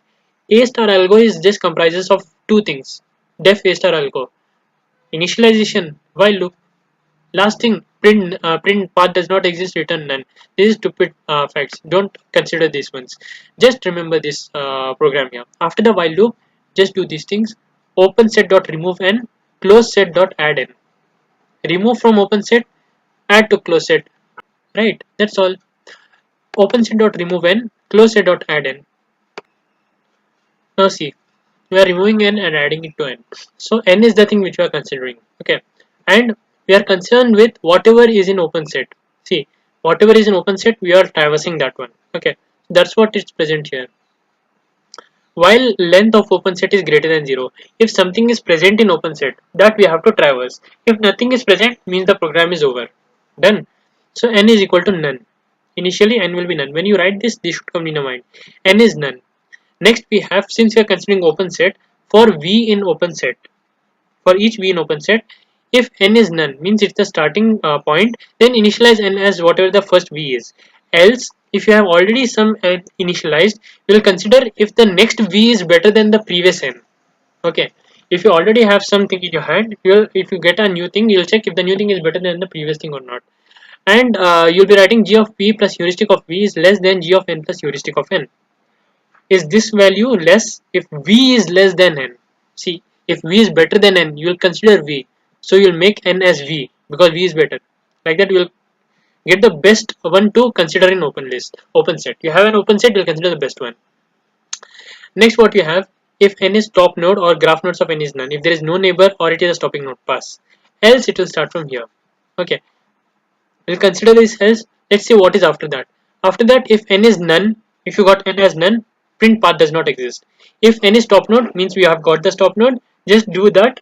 We have to print the means the path, right? How do you print the path? We will be printing from which node to which node to which node to which node to which node, right? That's what we are printing here. So that printing will be done here. For that, we need to get a path. See, return path means the printing is happening here, and the path has the following path. How is the path getting stored? So path is the initially empty list. Parents of n is not equal to n. While parents of n is not equal to n, see why it is written like this. Parents of n, when it is equal to n, means we are at the starting node. See, initially what we have done, parent of start node is start node. So once we reach a point when we have parents of start node is equal, once we reach a point where parents of start node is equal to start node, that means we are at the starting node, that we will be confirming. Okay, so when we confirm that, we'll stop. Okay, so but see, when we'll reach that point, we'll confirm it. Parents of n is equal to not equal to n. When it is not equal, these things will happen. And what will happen? Path is equal, path dot append n. Whatever the n value I'm currently at, that I'll append, and whatever the parents of n is there, that will become n. So that I'll go to its parent. I'll start from the end. I'll go to its parent, go to its parent, go to its parent. In the reverse order, I'll keep storing. Whenever it is not equal, when it becomes equal, at that time I'll break. That means I have stored all the paths from the starting till the second. First one I have not stored. Why? Because path.append did not happen for the first node because I broke before that. So I have to just append the start node at the end. Now my path is in reverse. From the last I have in first. So I'll reverse the path and print. Very simple. Get the path here. And from parents of n not equal to n, append n is equal to parents of n. Append the last starting node, reverse it, print it. That's all. Now since you have done with this one, we are just remaining with this else condition. If you are done with this one, the program A star is over. We are just left with A star. Okay. So let's have a look at what it's happening here. For m comma weight in get neighbors of n, get the neighbors of n and assign m comma weight here. What is n? N's neighbors. I told you n's neighbors will return what? See, n's neighbors function is here. Return graph nodes of v. Graph nodes of v, whatever n value I have passed, whether it is a b c d e f g h I, its neighbors will be returned. Means neighbors means these two things will be returned. Okay, these two things will be returned, and b comma 6. This will be returned first. Then f comma 3 will be returned. Okay, so each I will be iterating. For m comma weight in get neighbors of n. N has two neighbors, a and I guess B and C, right? So B comma 6 will be written first, C comma whatever the value was that will be returned. Okay, so these two things will be returned, and I'm doing one thing here, if else. If M is not in open, after I've written this, this thing should come to your mind. M not in open set and M not in closed set. If it is not there in open and close, obviously take it into consideration. If a new person comes to your class, he is not the friend or enemy, you will make him his friend, right? So open set dot add M, add the M to open set, and mark the parents of M as N, and G of M is equal to G of N plus weight. G of N was initial and weight is the current weight. Add it and showing G of M. Else, if that's not the case, already M is there in open set or in closed set or in both, then what you have to do, G of M is greater than G of N plus weight. If G of M is means, see, if G of N plus weight is lesser, means this is better. If this is better than G of M, update G of M with that value and make parents of M as N. If it is in closed set, remove from closed set and make it its friend, because we have got someone better. Whenever we get in life someone better, we'll replace them with the other persons who are not better, right? That's how the world is working now. So we'll be doing that, closed set dot remove M and open set dot add M. Okay, so this is how you will be memorizing a star algo. And quickly revising, see, start from here, def a star algo, and start node stop node is the thing which you have to initialize. After I've written that one, leave some space, write this one, a star algo aj, define this one, heuristic, has this is the dictionary, colon means single quote colon and numbers, comma comma comma, return has this stop n, whatever n value you have asked for, that n value will be matched and that number will be returned. Same goes for graph nodes, single quote colon value, what is in value, single means square bracket, inside square bracket I have circle brackets that denotes the edges name and the values, that all things are stored here, that will be returned. Now we have the get neighbors. If we in graph nodes, return graph node of else none. These things, these three things are done. Next, this function is divided in two parts. The first initialization part, second is the while loop condition. After that we have some stupid thing like print path is equal to none, open set dot remove and add close set. Okay, this can easily write by yourself. The main thing is here, whenever you write this one, okay, open set is equal to set of start node. Initially open set will have just one node, it's start node. Close set will be empty. G is equal to empty dictionary, parent equal to empty dictionary, G of start node and parents of start node. You have not initialized these two things, simply use that. G of start node is 0, parent of start node is equal to start node. When we considering open set, so len of open set is greater than 0, then we will do this following thing. The whole program is in while loop only, and n is equal to none. Choose the best one. For v in open set, if n is none, initialize n as v, or else if it is not none, if it has already some value, check if the new value is better than the previous value. If it is, assign that value. After you got the best node, n is top node or graph node of none, pass. If this is the case, pass. Else, the whole program is here only, else. Okay, after that come to here, if n is none, return none and path does not exist. If it exists, initialize an empty list called as path, while parents of n is not equal to n, append it and make the n is parents of n, and append start node to the first. Why? Because the start node was not appended here because of this condition, and then reverse it. After that, print it. Okay, the remaining thing is else. M comment in this one, two things you are doing. If else, if m is not in open or closed list, open dot add m, parents of m is n, g of m is equal to g of n plus weight, else g of n plus g, see, else we are checking if this is better than g of m. If it is, update g of m with this one, parents of m is equal to n. Then if you have got someone better, m is m in closed set. If it is in closed set, make it your friend, closed set dot remove m, open set dot add m. Then this was about the a star. Let's move on to the last one, which is a star. At the end only do a star because it's a very lengthy program and very confusing program. Okay.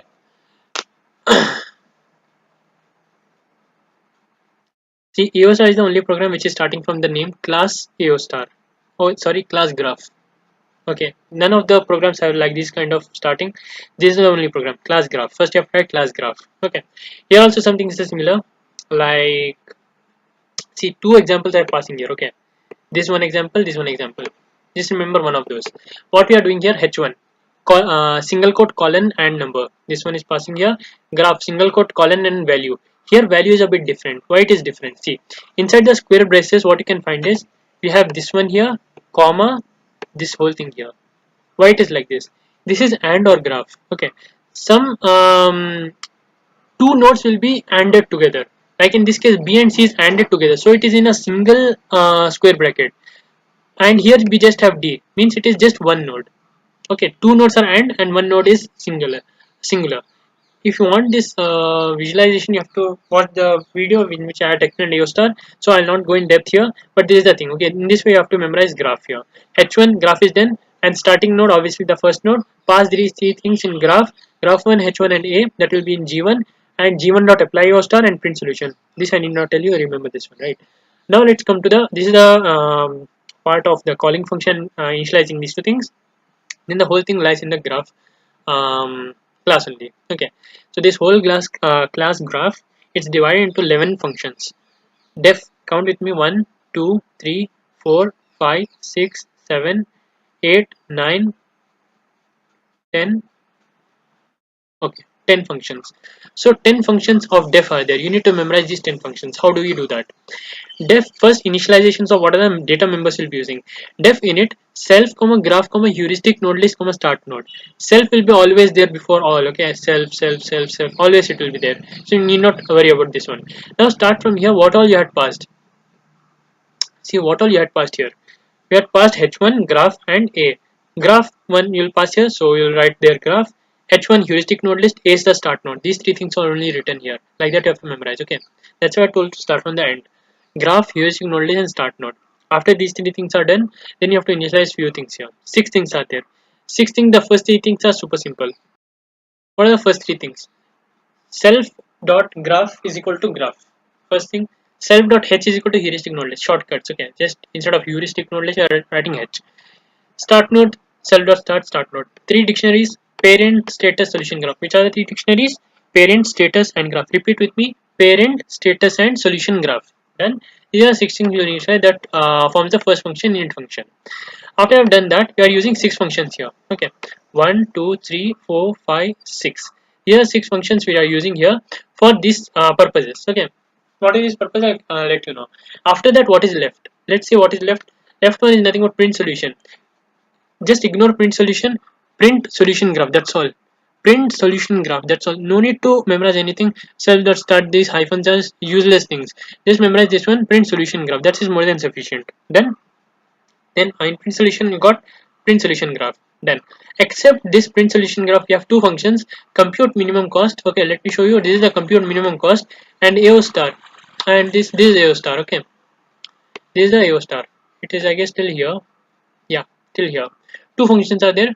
We'll get done with these six things and done with those two functions. So our program's video will be wrapped up. Okay.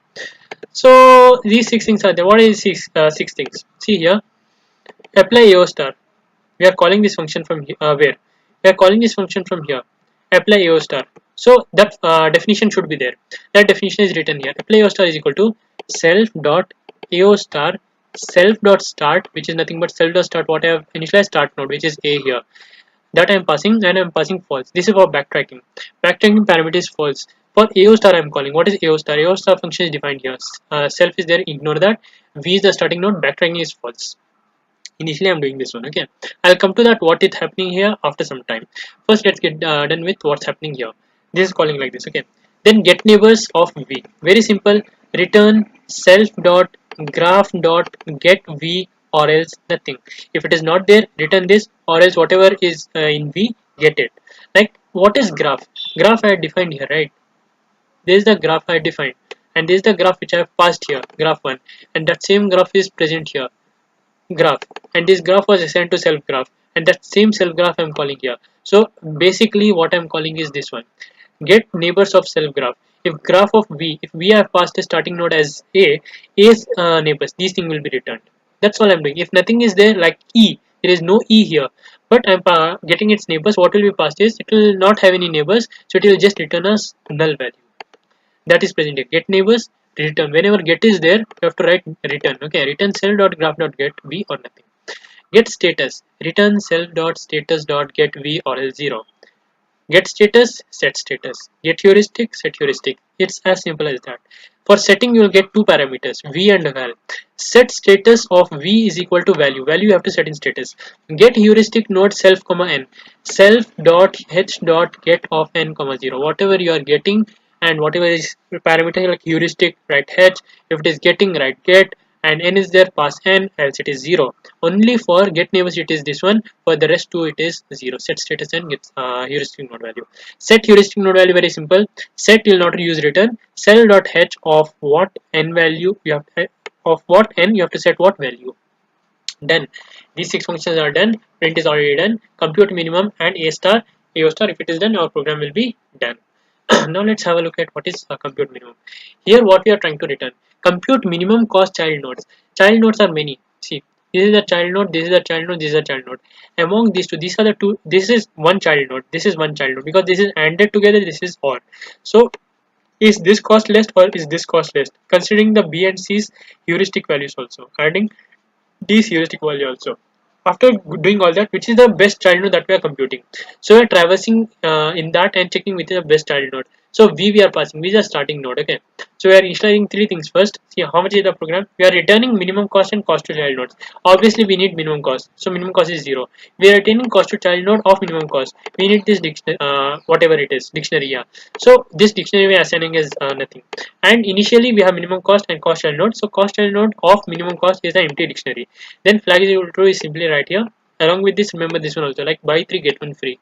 So remember this 3, remember this one free. Okay, then we have a for loop here. This for loop will end and this will return. What we will do, this for loop will end and we will return this one. Now let's have a look at what is in for loop. In for loop we are getting the self dot get neighbors of v, and we are traversing each one by one in node info tuple list. What is get neighbors of v? Get neighbors of v is nothing but this one. We are traversing each one by one. So in the first iteration, what we will be traversing the first one, which is this one. Okay, both will traverse because this is one child.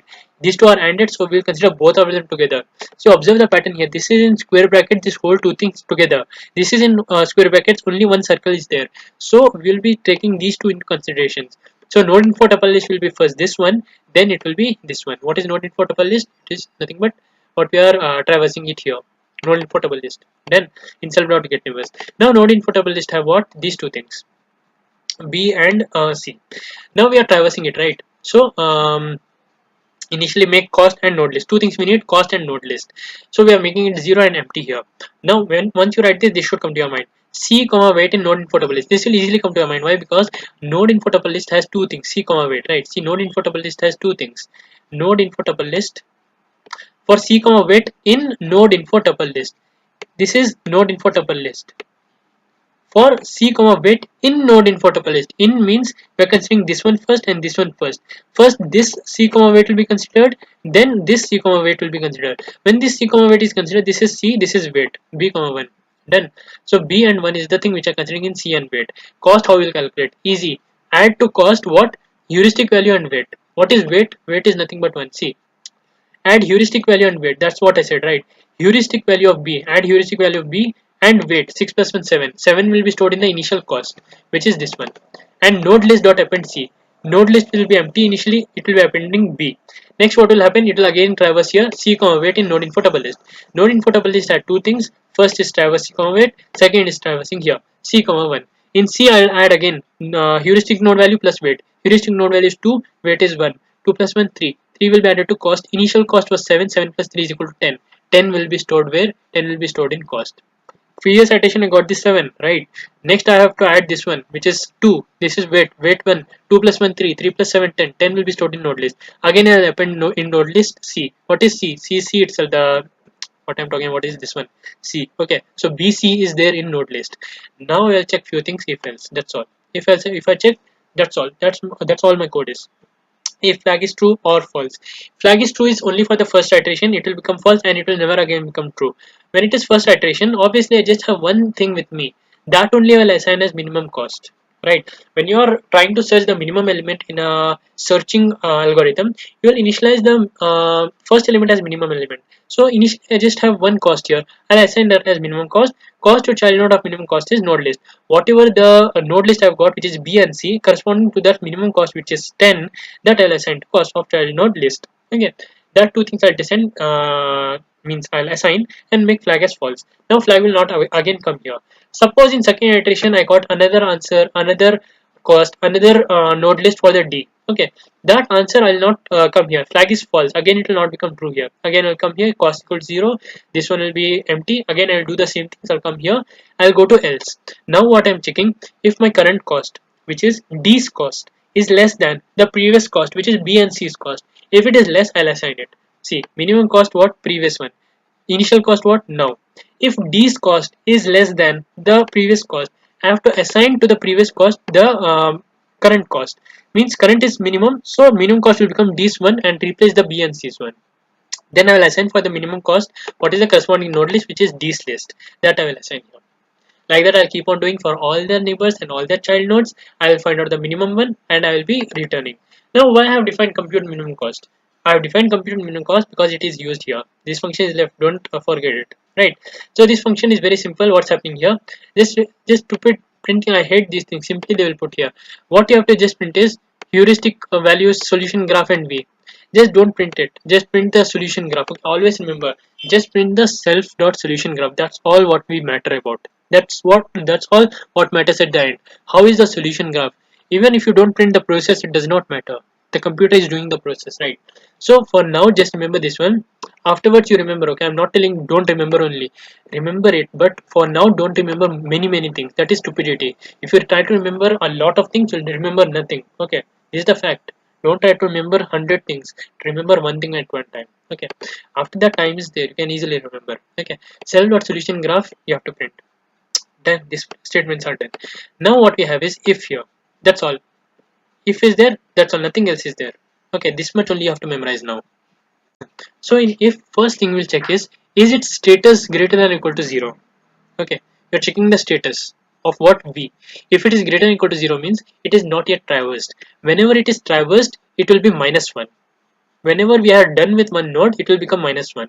See here, we are writing it -1. If solved is true, self status is -1, and we are assigning to solution graph its child node list. But whenever it is not -1 means we have to traverse it. We are checking if the current node is it -1 or greater than -1. If it is greater than -1, we have to traverse it. So what we are doing is we are getting the minimum cost and child node list of V. In V, whatever childs are there, which is the best child? Okay, see, this is the V. In its child, which is the best child? Is BC best or D is best? That answer I am getting here. That's why only we have defined this one. Compute minimum cost child. This will return me the best child. Now best child and its cost is set here. I'll set the two things. Once you write here, these two things should come to your mind: heuristic and status. Heuristic set as minimum cost of V, and set status is how many childs are there in V that you have to set as status. Then you will consider solved as true. Now when I've considered solved as true, then again I'll be checking. See, if I've got B and C as the better one. Okay, B and C I got the better child. Now I have to check in B and C, is B and C also solved or not. If B and C is not solved, first I have to solve B and C. Till I reach the end. See, I have to reach till the end, right? I think end is J. I have to reach till J. So if I have chosen that from A, B and C is the best. Now I'll check from B who is the best, C who is the best. Then from B, G and H is there. From G who is the best, H who is the best. Like that I should reach till the end. So reaching till the end will ensure that each of these nodes which are present here, that all are -1. So I have to check if B is -1 and C is -1 as well. But as we know, we just have traversed A, B and C are not -1. So we have to make them -1 first. So what will happen? Initially I am considering that all is solved. But while I'll check child node in child node list, which is B and C, I'll assign the parent as B. Then I'll check if it is not equal to -1, I'll make it as false. If the child node is not yet traversed, status will become false. Not status, solved will become false. When solved will become false, it will become false only when it is not equal to -1. Means it is not solved. When it is not solved, it will become false. So when it is false, I have to again do these two things, backtracking. Right. If it is true means if it is solved, that means I'll not make it false. It will become true. I'll assign this. I'll return the final solution graph I've got. But that's not the case. I have to solve the child nodes also, B and C. So that's what I'm doing here. If V is not self.start, if V is not the starting node, in our case it is starting node only because we're considering A here. If it is not the starting node, what I have to do? Again, I have to call its parent. Like if I've gone to B, okay. Suppose I'm in B. B is not the starting node. I have to call its parent for the backtracking. Okay, that's what is happening here. If it's the starting node, there is no parent of the starting node. So we need not call this one. That check we are doing here. And backtracking will be true in that case. If backtracking is false, in our case it is false. Now what we are doing? child node. In child node list, we are accessing each child node. Set the status of child node as 0 and AO star of child node as false. We are calling AO star with the child node, and backtracking we are doing as false. Okay, when we are going back, then only backtracking will be true. We are calling parent, then only backtracking will be true. If you are calling child, backtracking will be what? False. Okay. So that's all. What is about the AO star? Do this at the end. Let's quickly recap how to remember this one. In AO star, what you have is class graph, and you have 10 def functions. Before that, come to the last part here. We are calling two examples here. One for the H1 graph, second to the H2 graph, and H1 is the dictionary which you have single quote colon and values for all of these. Graph one also has single quote values and values. Single quote colon and values. Inside values, what we have the and nodes and the or nodes. So initially we have the circle nodes also in between. So these things are there, and this is stored in G1. Graph of graph one, we are passing whatever we have assigned here, graph one, H1 and A. After that we'll apply O star in solution. Now the question is, what is graph? The graph, again we are coming here. Three things are passed: graph, heuristic and start node. We are initializing six things: graph, self dot graph from here, heuristic node dot h, start node as start, parent status solution graph. Repeat with me: parent solution status and solution graph. Then 9 functions are there. 6 functions are for the setting of the values which I have defined here. The 3 functions are print, compute minimum, and AO star. Okay, so print is nothing but very stupid function. It's print solution graph. That's all. Here we have 6 things. Apply AO star, self dot AO star, self dot start. You have to pass. Backtracking is false. Get neighbors, self dot graph dot get v comma nothing. Get status, return self dot status dot get v comma 0. Set v status of v is val. Get heuristic, self dot h dot get n comma 0. Self dot h comma h of n comma is equal to value. 6 things you have set, and this solution graph also printed. 2 things are there: compute minimum and IO star. Let's quickly go through it. We are returning the minimum cost and the node list. So minimum cost you have to return, and node list also you have to return. So you have to assign these 2 things. When you assign, we will not leave it simply.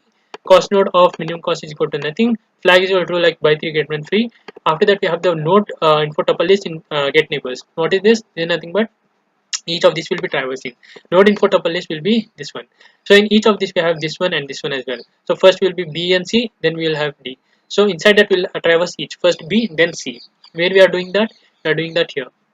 Cost comma node list. Then we are getting C comma weight for each of these B and 6 that we are getting here, and we are adding cost with heuristic value of B plus the weight that will be added to cost. Then heuristic value of C plus the weight that will also be added, and that will be stored in cost. Node list also will append B and C, and that will be stored somewhere. Okay, after we have stored that somewhere, like in the node list, we'll check if flag is true. If the first iteration minimum cost will be the cost which I've got. Cost of minimum cost is node list. Whatever the first node list we have got, B and C, that will be stored. For a flag will become false and will not become true again. Then else will come if it's the second iteration. We'll check if the new cost we got is less than the minimum cost. If that's true, initialize the new cost to the minimum cost. Initialize the node list also of the new cost to the corresponding node list. After you have done that, for all iterations we'll do, we'll return minimum cost and cost to the child nodes. Why we are doing this one? We are doing it for the backtracking here. Next function, just print self solution graph. Don't worry about anything. Come here. If status is greater than 0 means it's not solved, then only do these things. In these things, what's happening? Minimum cost get and child node, which is the best child of the V that we are getting. After that, set heuristic value for the V as minimum cost. Set status of V as length of child node list. How many childs are there for the V, that will set as status. Solved is true. Initially we will consider that it is all the child nodes are also solved, but then we'll use a for loop for the double confirmation. If any one of the child node is not equal to -1 means it is not solved. Solved will become false, and we will not assign the solution as of now. Then we'll check if it's not the starting node, then call its parent and backtracking as true. If it is false, call the child node in each of the child node list. Set the status initially as 0 and backtracking as false. Okay. If it is true, means the child nodes are also solved. By using backtracking, you came here. Then set the status as -1. Add it to the solution graph. Okay. So that's all. Make sure you hit the like button, subscribe to my channel for more videos like this, and thank you so much for watching. I'll see you in the next one.